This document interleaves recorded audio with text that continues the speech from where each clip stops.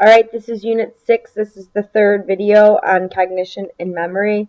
This one's looking at the storage process. The information on this page can be found on pages 265 to 260. Okay, so what is storage again? It is changes in the neural system that allow retention. So once information has been encoded, alright, how is your brain now going to store it? Save control. Okay, let's review back to that three-box model of memory. You have sensory, short-term, and long-term. Again, you have some storage that takes place with your sensory memory, but it's very quick. George Sperling did a lot of research on your sensory memory. Sensory memory, remember, are those initial sensations that you experience. A lot of them decay and are thrown away. Okay, you have iconic. Usually you remember our visual experiences for fractions of a second.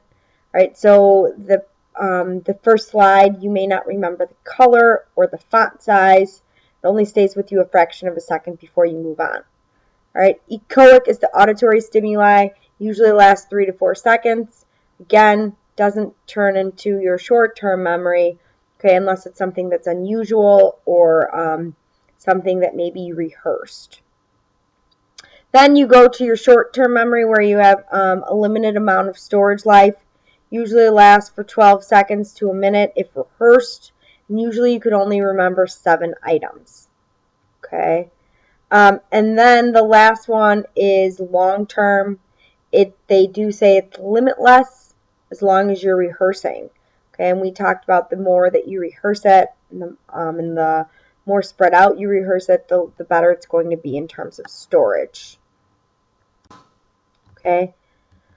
Long-term, kind of what I just talked about, all right, is an unlimited storehouse of information. You need to rehearse it. It needs a lot of elaboration and explanation in order for it to stay in the long term. So I rehearsed your names over and over and over and over and over again in order for them to stay stored.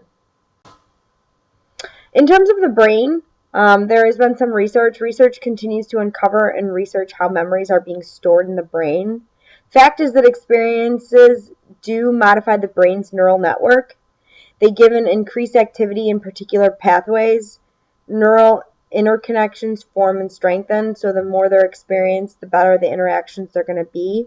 We do have long-term potential, an increase in firing after stimulation. We believe we create a pattern when rehearsing the information, and like I said before, we're strengthening those connections. What happens to our memories when we're under stress, and what kind of hormones are released? When we are stressed or excited, emotional triggers stress hormones and make more glucose energy available to fuel brain activity, signaling the brain that something important has happened. Okay. Moreover, the amygdala boosts activity and available proteins in the brain's memory-forming area. Right. So there is a boost of hormone activity when we're under stress. The arousal can sear certain events into the brain while disrupting memory for neural networks around the same time. So some events have shown that we do remember because of the hormones that are released. It does trigger us to remember a lot of the details of specific events. Okay, vivid recollections of horrific events may intrude again and again. Controversially, weaker emotions mean weaker memories. So if you don't necessarily have a close connection with that, it could cause your memories to weaken.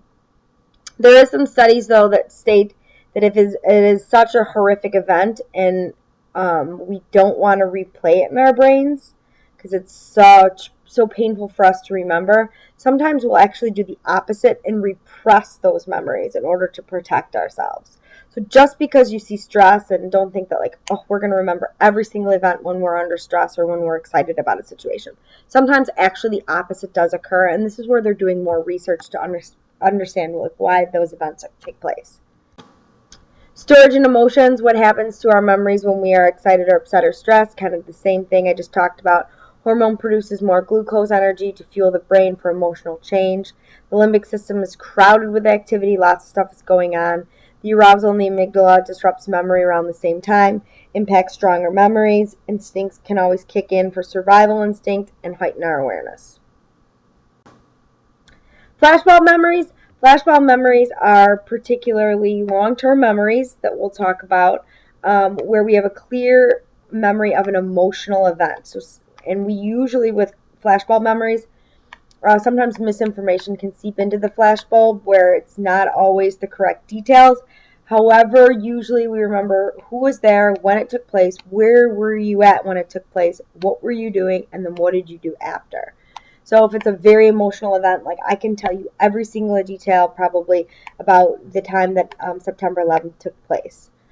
Some of it may be misinformation. Okay, kind of some of that stuff is maybe somebody told me information or I've been influenced to kind of believe that that's what happened to me over time. But a lot of the times these big five ideas usually are relevant to most people with flashbulb events.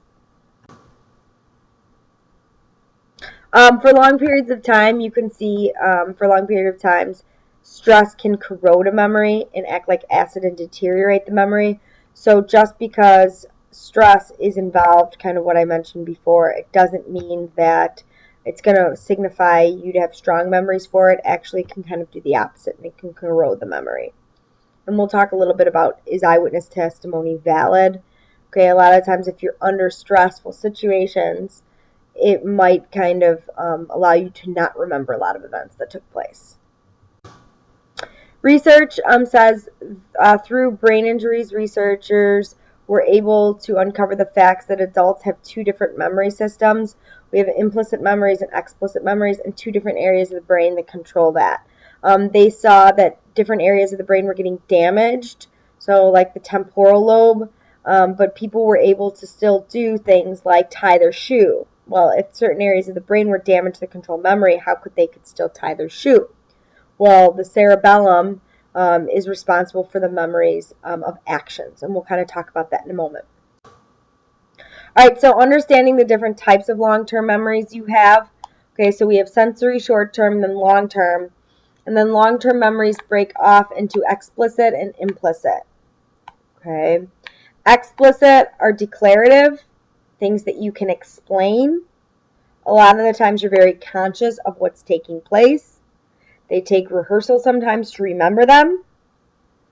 We have the general facts, like your ABCs. Those are known as semantic memories.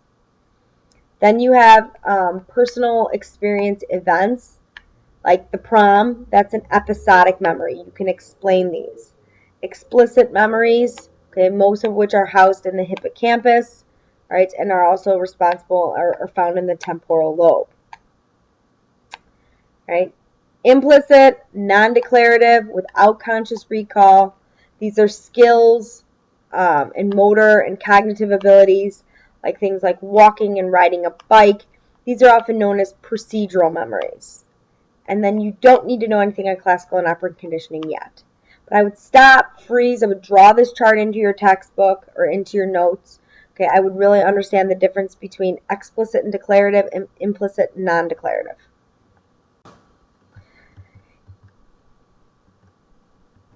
Here again, I'm giving you a little bit more details on implicit memory. Okay, implicit is understanding how we do something. It's non-declarative. You're not going to declare it or not going to talk about it. It's just procedures we're able to do. Okay, it's processed in the cerebellum. All right, very different from explicit memories. Things like riding a bike, understanding how to swim, play a sport, those are all procedures you know how to do. They're formed by the cerebellum and stored in the cerebral cortex. Explicit memories are declarative. You have your able to declare what they know. Usually it's in the hippocampus and temporal lobe. You have your episodic, okay, which are events in your life, like the birthday party up there. And then you have semantic, which is general knowledge and facts.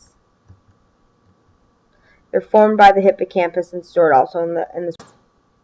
Okay, again, here's another nice image that I would make sure that you go through and review. Maybe stop, freeze it. This is similar to the one I had on there before. It talks about where they're specifically processed. You will need to know this for class. So to recap, you should know the difference between sensory short-term, long-term, and storage. You should know the different things that happen to your brain and the synaptic changes. You should know how hormones and stress can impact memory, and then you should know the different types of long-term memory, implicit and explicit.